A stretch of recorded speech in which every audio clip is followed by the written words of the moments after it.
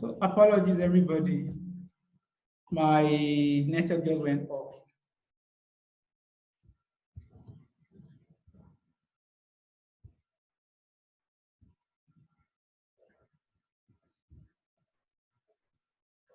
Can everybody hear me, please? Yeah. Okay, so thank you.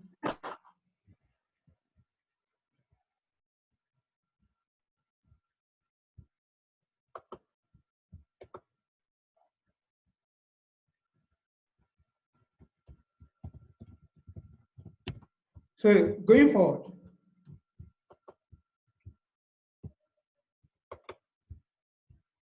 so I hope everybody got this part of the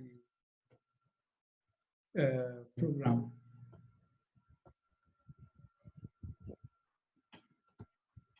So I assume yes. Okay, so here we're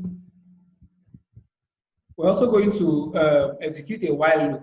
But in this situation, we're checking a condition. As long as this num is less than the length of items in this list, it should print this. Print the num and print the corresponding item for that num index. So let's see. So this is what it does. So each time it runs, it increments the value of num by 1. So the first time num becomes 1, the second time num becomes 2, and on and on and on. So if you were to write this and mistakenly put this code here,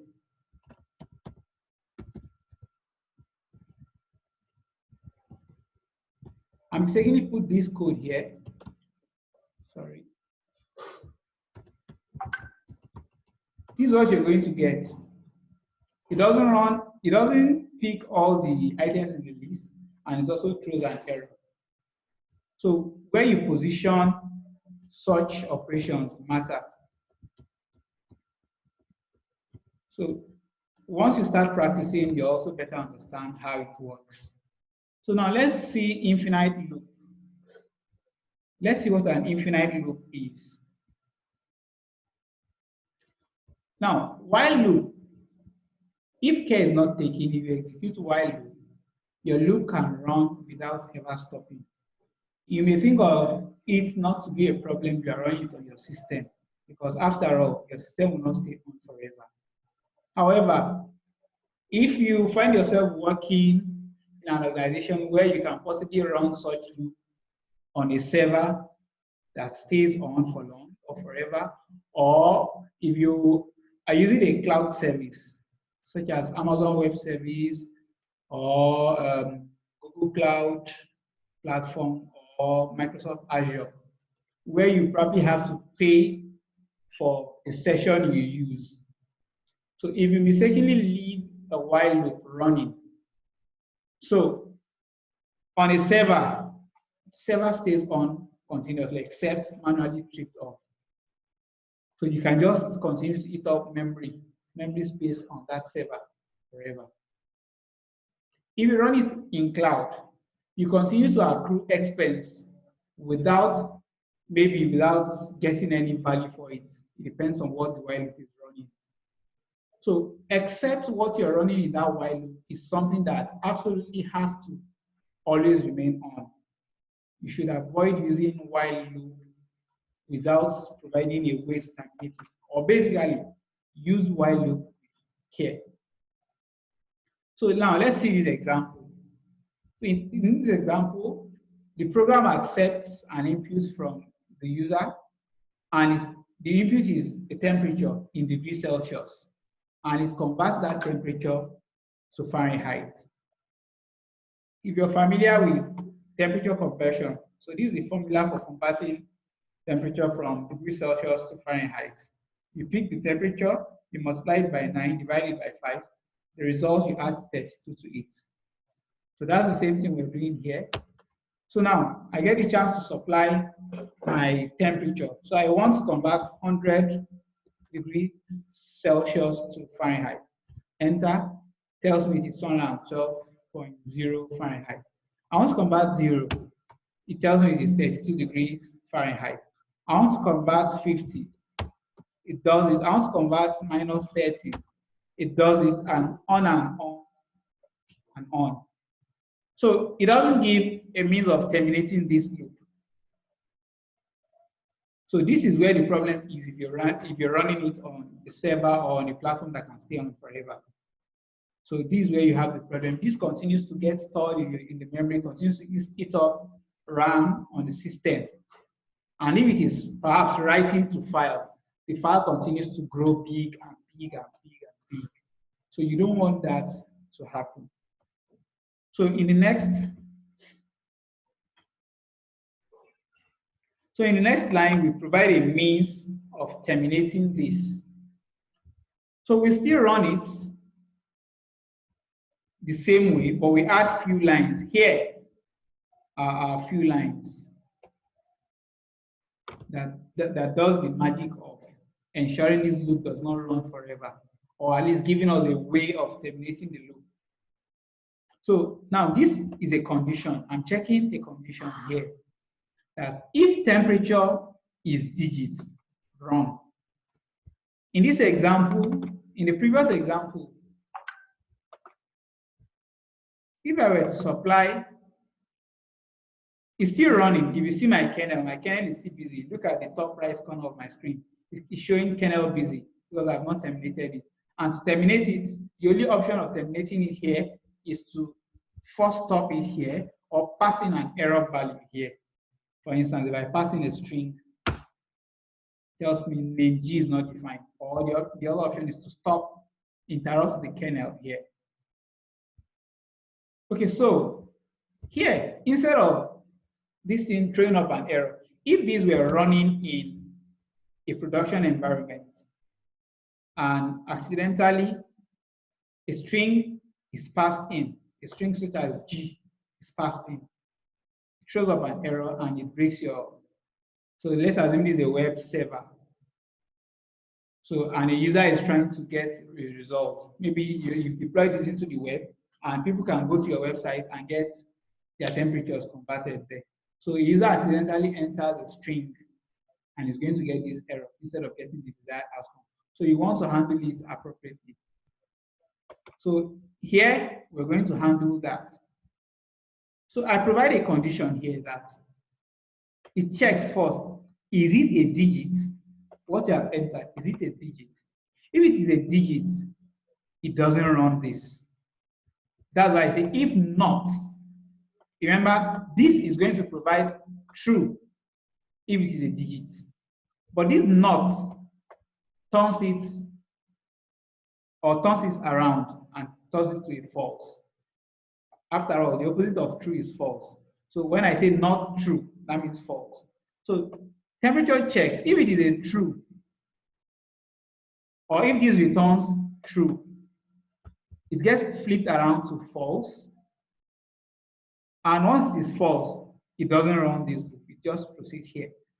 But if this perhaps is a string, is a string, this condition returns false because it's not a digit. This not turns it to true, and this line becomes true. And because it is true, it runs this and it exits, it breaks the code. So this break is going to break it neatly and not going to throw up an error. So let's see it work. Enter a temperature in Celsius or any character to exit. So as usual, I enter 100, convert it, I enter 0, it's converted, and to exit it, I enter any character that is not a number, a digit. So you have chosen to exit, exiting. So now we're going to collection control loops. It's past 6 already. I hope I can round up in a few minutes. These are the last few cells. So collection control loop. So this is used to implicitly loop through all elements in an array, a set or a collection. So whether an array, a set, or a collection, you can loop through it using your for loop as well. So we explore that here.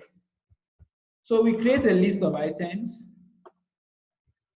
and we loop through each of the items. So for item in items, print item. And there you go. What if we have two lists and we want to loop through together? So say we have another list containing some quantities. So we introduce a zip function here that allows us to join two lists together and loop through them side by side. We loop through the two lists together.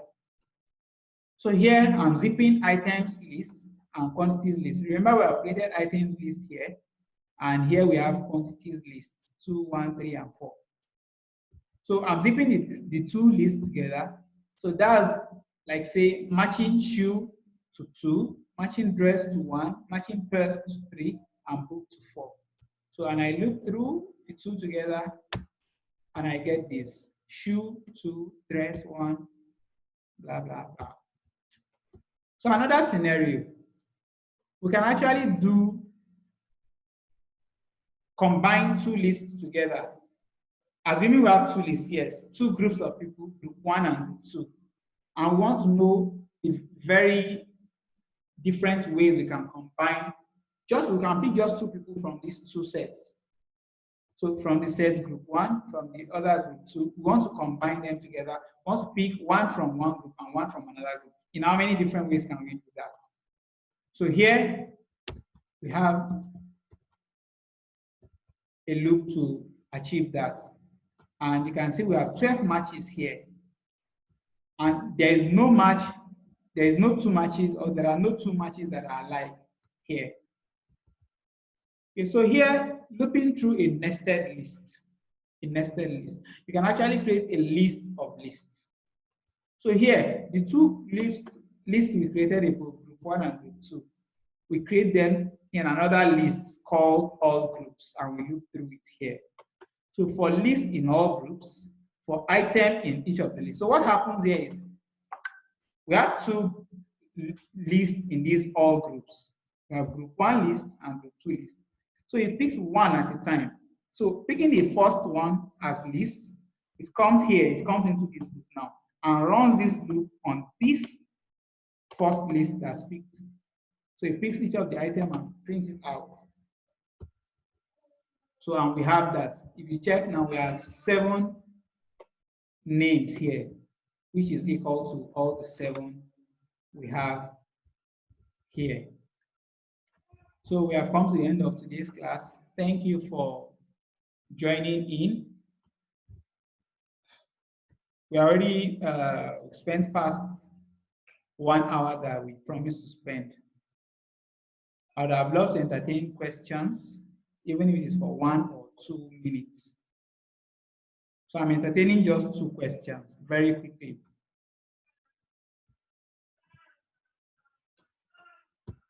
Okay, thank you, Ridwan. Yeah. I'm thinking if you can be giving us some exercise to do to actually help us to improve on all what we've learned so far. Some excellent.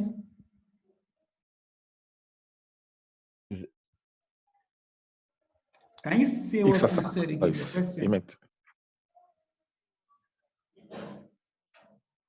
Can you repeat your question, please? Hello, can you hear me? It's like if you can. Yes, go ahead. Okay, so what I'm trying to say is that if you can be giving us some exercise to do after the session. The class, right? Yes. Okay, yes. So I'm working on that. I have a power challenge at my place, and that's what has been hampering me. My plan was to make exercises available after each class. But to start with, the response to the exercises I've been given so far has not been encouraging.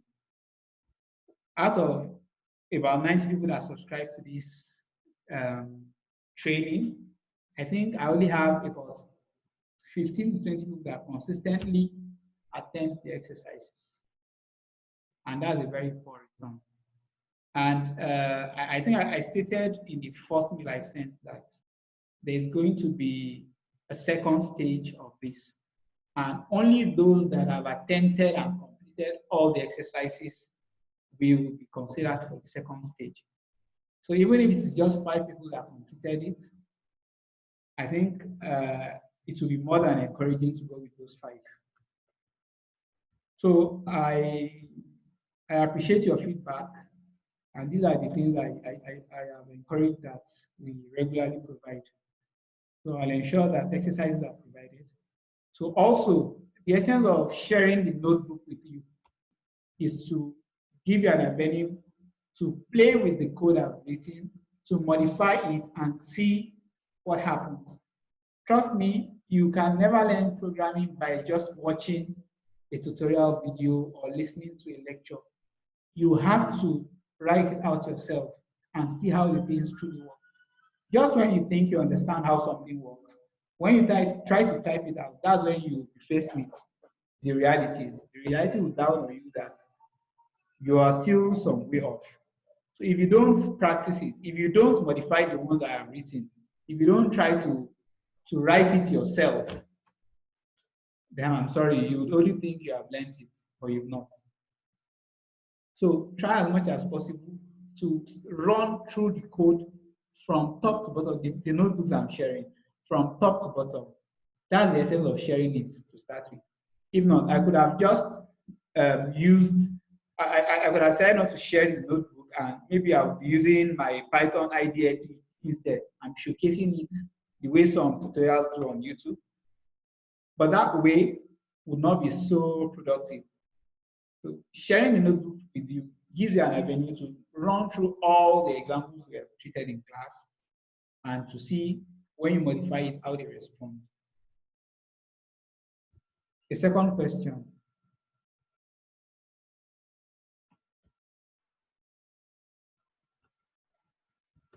Thank you. You're welcome.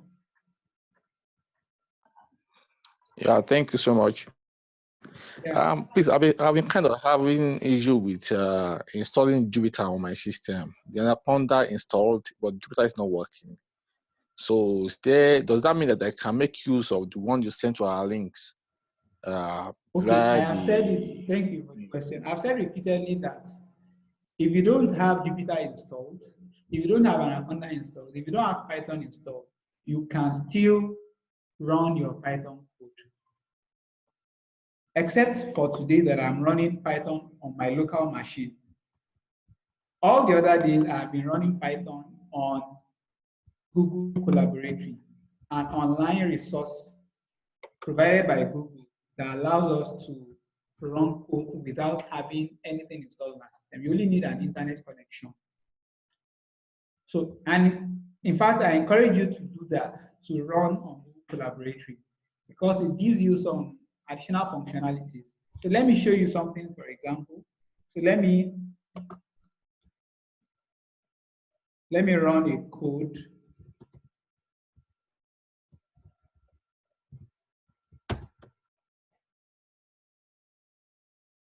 So I get an error here. But assuming I don't understand the error, Google Collaborative gives me an option to search here. It says search Stack Overflow.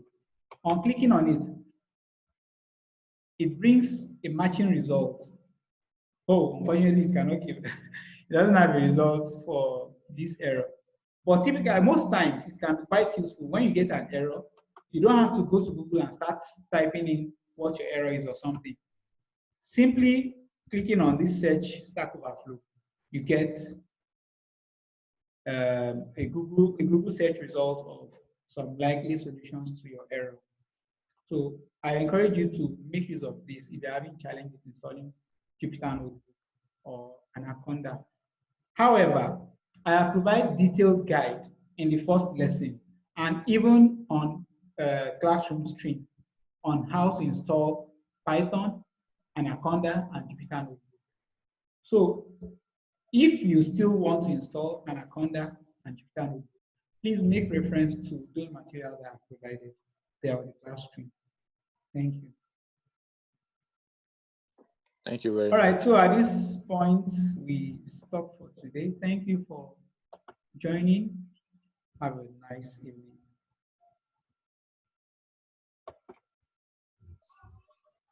Thank you.